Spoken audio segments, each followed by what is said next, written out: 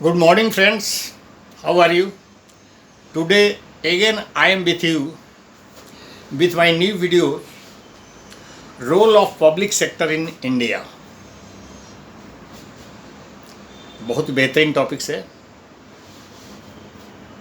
शुरू से अंत तक वीडियो को ज़रूर देखेंगे। वीडियो पर आपका कमेंट चाहेंगे और वीडियो को ज़्यादा से ज़्यादा लोगों के बीच शेयर एंड सब्सक्राइब जरूर करेंगे। पब्लिक सेक्टर होता क्या है? Public sector means government owned company, government company जिस पर शेयर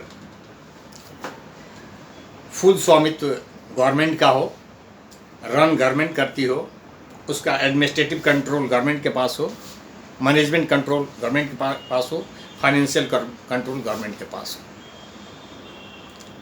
हो। वैसी यूनिट को पब्लिक सेक्टर यूनिट कहा गया।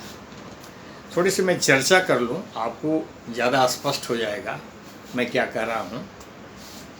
Bhilai steel plant, Bokaro steel plant, Durgapur steel plant, Rourkela steel plant, ONGC, SAIL, GAIL, वेल, LIC, BSNL, NTPC, IFCO, Air India, all public sector banks, general insurance, Indian Oil, BPCL, ये जितने मैंने नाम गिनाए और भी बहुत सारे,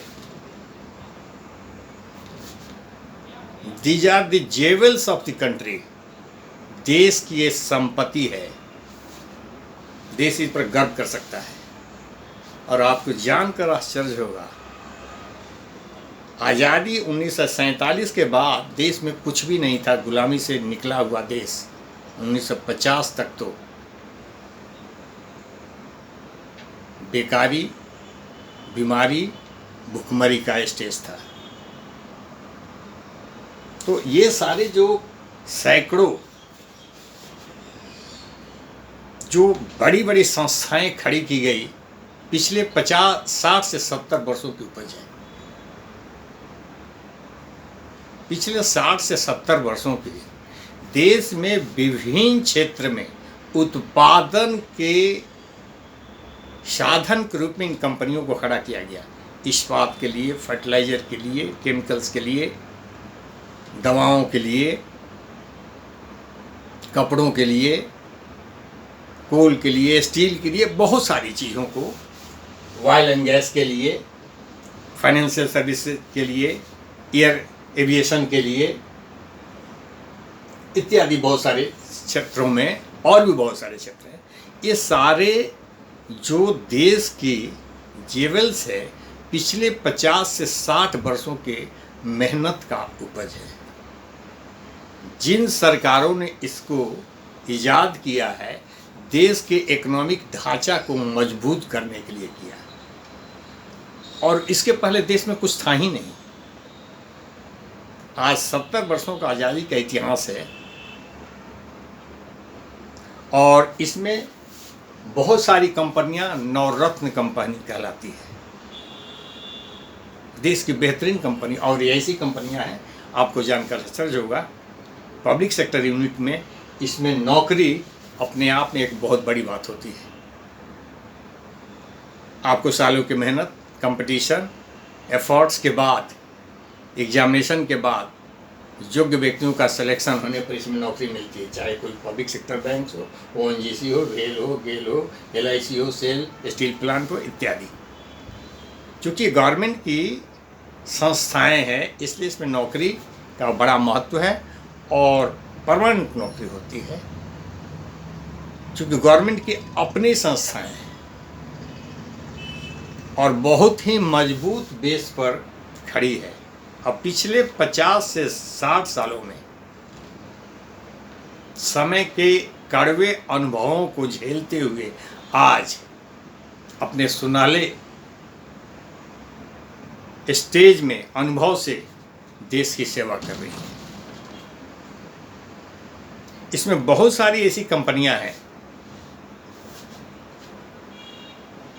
बहुत सारी का लगभग प्राय सभी, जो अपने मुनाफा का मैक्सिमम परसेंटेज सरकार को प्रतिवर्ष डिविडेंड के रूप में देती है, तो सरकार को भी इससे फायदा है। और इन कंपनियों के विकास से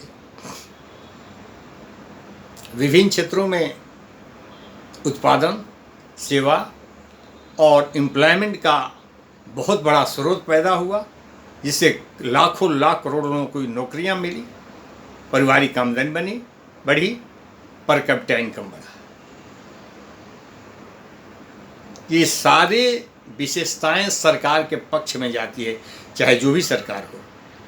किसी देश में अगर बहुत सारी चीज़ों का उत्पादन हो रहा है, सेवाएं उपलब्ध है, पर कैपिटा इनकम ज़्यादा है, तो उस देश के पक्ष में, सारे फेवर में ये सारी चीज़ें हैं। और दूसरों पे इनडायरेक्टली कहना चाहिए कि इन पब्लिक सेक्टर यूनिटों का वर्क देश के हक में, देश के फेवर में, और एम्प्लॉयमेंट के एक बहुत बड़े स्रोत के रूप में। अब प्रश्न ये उठता है कि जब इतनी व्यवस्थित और स्ट्रॉन्ग फाउंडेशन पर खड़ी ये कंपनियां विभिन्न क्षेत्रों में उत्पादन कर रही है, सरकार को प्रतिवर्ष हजारों करोड़ का मुनाफा दे रही है, तो सरकार पब्लिक सेक्टर को बेचने के लिए उतावला क्यों है? लगातार 2014 के बाद पब्लिक सेक्टर को ध्वस्त करने की प्रक्रियाएं चल रही है।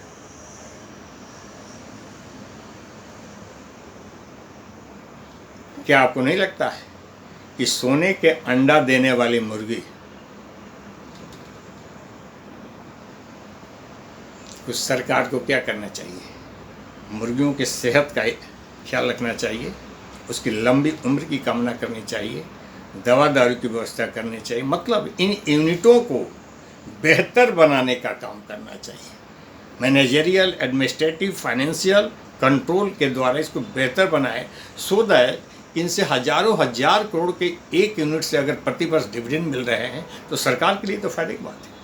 परंतु सरकार ये तो वही करने जा रही है कि मुर्गी जब सोने के अंडे दे रही है तो इसको मार के पेट से सारे जो इसको मार डालो और पेट से सारे सोने के अंडे एक ही बार निकाल लो। ये तो बेसब्री का इंतहा हो गया। वस्तुतः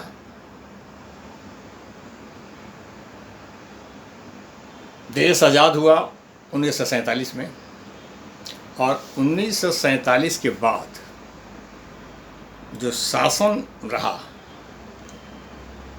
प्रथम प्राइम मिनिस्टर पंडित जवाहरलाल नेहरू रहे, उसके बाद श्रीमती इंदिरा गांधी रही। ये दोनों ही पब्लिक सेक्टर के समर्थक रहे, सोशलिस्टिक पैटर्न के समर्थक रहे, और देश उस अपने क्षेत्र में काफ़ी विकास किया। इंदिरा गांधी अपने समय में 1969 में, उस समय जो बैंक पूरे देश में थे बहुत लिमिटेड मेट्रो में या बड़े शहरों में ही सीमित थे। उस बैंकों के प्राइवेट स्वरूप को 1969 में 14 मेजर बैंकों का राष्ट्रीयकरण किया, नेशनलाइज किया बैंकों को, और जिसका फर्क ये हुआ कि बैंकों ने लगभग 10 गुना से ज़्यादा विकास किया। नंबर ऑफ ब्रांचेज के लेकर के देश के हर कोने में, हर स्टेट, हर डिस्ट्रिक्ट, हर ब्लॉक तक किया, गांव-गांव में पहुंचा। डिपॉजिट बढ़ा, एडवांसेज बढ़े, देश के हर वर्ग को लोन का लाभ मिला, प्राइवेटी सेक्टर का इजाद हुआ। देश का जो अर्थव्यवस्था का आधार ही एक कृषि है, उस कृषि को बैंक लोन से तब तक अछूता था, राष्ट्रीयकरण के बाद यहाँ पर फार्म मैकेनाइजेशन शुरू हुआ। इसलिए कि बैंकों के लोन से मैकेनाइजेशन के लिए मैक्सिमम लोन दिया गया, ट्रैक्टर, पंपिंग सेट और बहुत सारी चीज़ों को मैकेनिकल यूज के लिए दिया गया।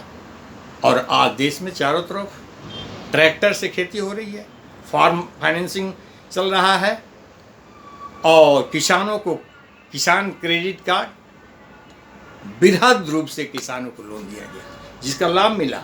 किसी ज़माने में यह डेफिसिट का देश हुआ करता था, यहाँ भुखमरी की स्थिति हुआ करती थी। अमेरिका से जानवरों को खाए जाने वाला अनाज यहाँ आता था, गेहूँ।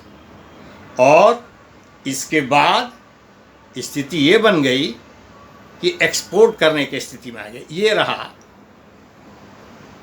नेशनलाइजेशन का फ़ायदा और पब्लिक सेक्टर यूनिट होने का फ़ायदा। अदरवाइज बैंक कुछ खास लोगों के लिए हुआ करते थे, जब प्राइवेट इसका स्वरूप था। तो उसके बाद सबके लिए bank for all, bank for everyone, और हर व्यक्ति का पैसा जो कि लोगों को रखने के लिए जगह नहीं होता था, जल जाता था, डूब जाता था, ख़त्म हो जाता था, बैंकों का डिपॉजिट एक बाइक उफान मार गया। तो ये नेशनलाइजेशन का लाभ हुआ, ये पब्लिक सेक्टर का लाभ। और अभी 2014 के बाद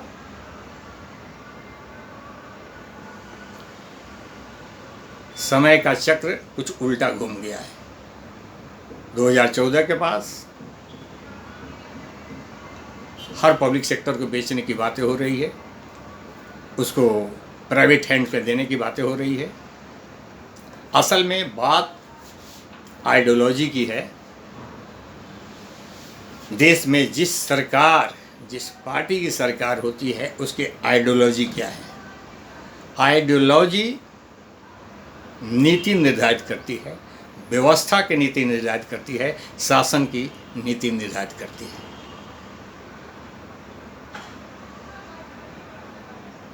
आज़ादी के बाद जो सरकार आई उसकी आइडियोलॉजी लेफ्ट विंग की थी, और लेफ्ट विंग हमेशा से पब्लिक सेक्टर का समर्थक रहा, सोशलिस्टिक पैटर्न ऑफ सोसाइटी का समर्थक रहा,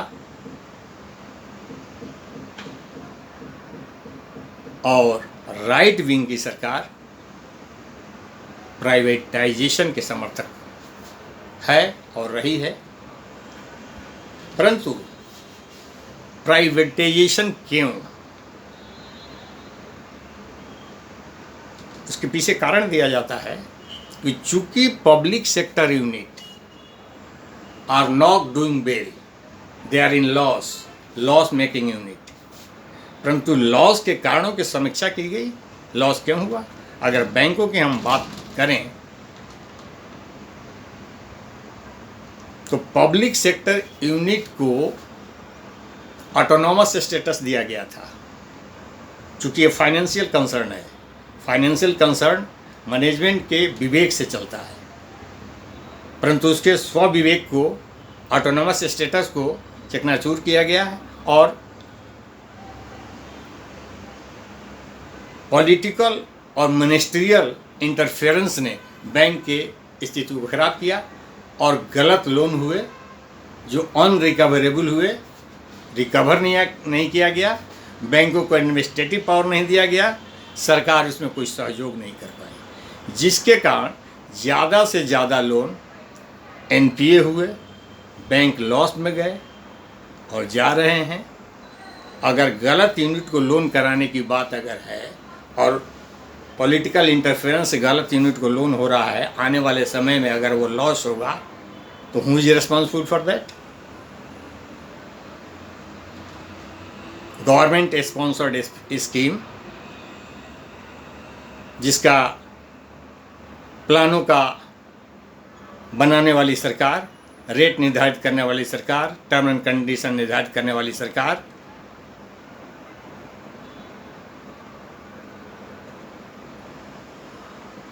और हर बात में इंटरफेरेंस करने वाली सरकार, तो उसमें करोड़ों करोड़ जो रुपये दिए गए, हजारों हजार करोड़ रुपये, वो रिकवर कैसे होंगे? तो वो तो इन लॉस में जाएगा। मुझे रिस्पॉन्स, आप इस तरह से अगर लॉस में नहीं है तो लॉस में कर दिया जाएगा और उसके बाद लॉस मेकिंग यूनिट बताकर उसको बेचने की और प्राइवेट हैंड्स में देने के लिए साजिश रची जा रही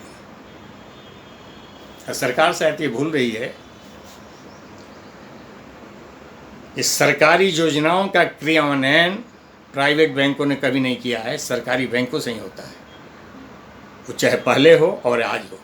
पुराने समय में भी इंदिरा गांधी के समय में, प्राइम मिनिस्टर गांधी के समय में पॉवर्टी एलिवेशन प्रोग्राम चला था, इंटीग्रेटेड रूरल डेवलपमेंट प्रोग्राम चला था। बहुत बृहद योजना थी, पूरे देश के लिए थी और बहुत हद तक उसका इम्पैक्ट भी रहा, उसको गलत नहीं कहा जा सकता है। सब्सिडाइज स्कीम थी और आज भी प्राइम मिनिस्टर नरेंद्र मोदी के समय में भी जनधन योजना, प्राइम मिनिस्टर मुद्रा योजना जिसमें 50,000 से 10 लाख रुपए तक के लोन देने की बात है, स्टैंड अप इंडिया जिसमें 10 लाख से 1 करोड़ रुपया तक देने की बात है। इन योजनाओं का मूल्यांकन हुआ, 3 इयर्स 4 इयर्स हो गए, 5 इयर्स हो गए, हजारों हजार करोड़ रुपये दिए गए, कितना रिकवर हुआ?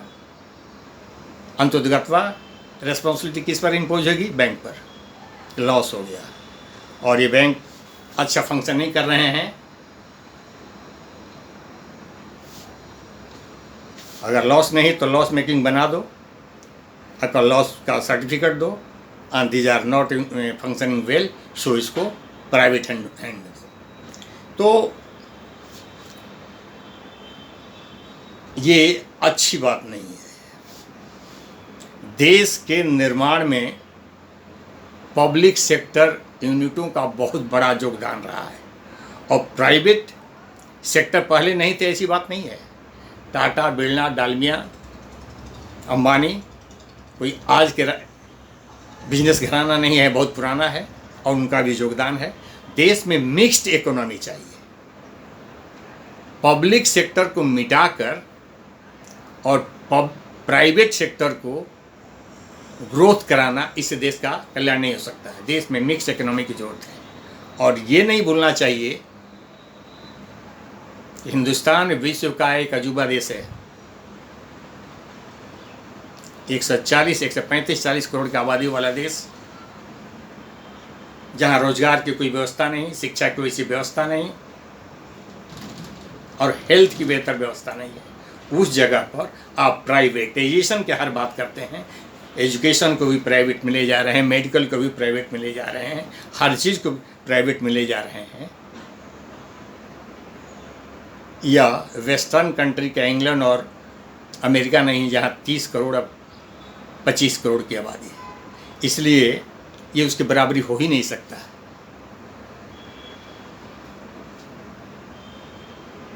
ये तो वैसे ही हो गया कि 2 फैमिली है, फैमिली ए और बी। ए फैमिली में 5 मेंबर है, बी फैमिली में 15 या 16 मेंबर है। ए फैमिली छोटा होने के बावजूद भी उसकी इनकम बहुत ज़्यादा है। चलो ये मान लें कि दोनों ही फैमिलियों का इनकम बराबर है, परंतु ए के पास जब आबादी 5 की है, बी के पास 15 और 16 की है। दोनों बराबर हो ही नहीं सकते और देश में वही हो रहा है। 140 करोड़ की आबादी का देश वेस्टर्न कंट्री को फॉलो कर रहा है। यहाँ पर हूबहू वही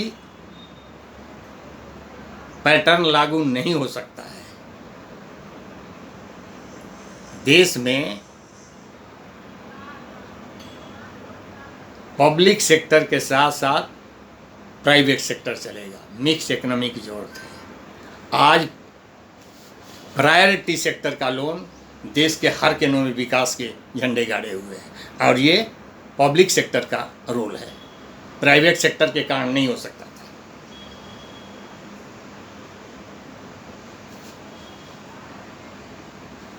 तो मैं जहाँ तक समझता हूँ, देश के इकोनॉमिक विकास में पब्लिक सेक्टर का बहुत बड़ा योगदान रहा है। आप उस समय को याद करेंगे, देश की आज़ादी के बाद देश की स्थिति क्या थी। आज 70 वर्षों में जहाँ तक वो लाया है, आप तो घर के गहना बेच करके और घर के चीज़ बेच कर ही अगर कोई विकास हुआ तो विकास क्या है। इसलिए दोनों ही चीज़ें देश के लिए बहुत ज़रूरी है। कुछ सेक्टर तो सिर्फ पब्लिक सेक्टर के लिए ही चाहिए जिससे देश का कल्याण हो सकता है। एजुकेशन, हेल्थ,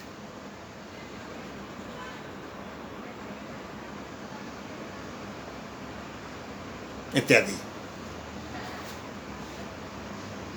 दोस्तों, उम्मीद करता हूँ ये वीडियो पब्लिक सेक्टर पर मेरा ये डिस्कशन अगर पसंद आया हो तो वीडियो को लाइक एंड शेयर करना ना भूलेंगे। चैनल्स को सब्सक्राइब करें, वीडियो को लाइक एंड शेयर करें, सो दैट कि मैं आगे भी आपके लिए बेहतर वीडियो दे सकूँ। Thank you.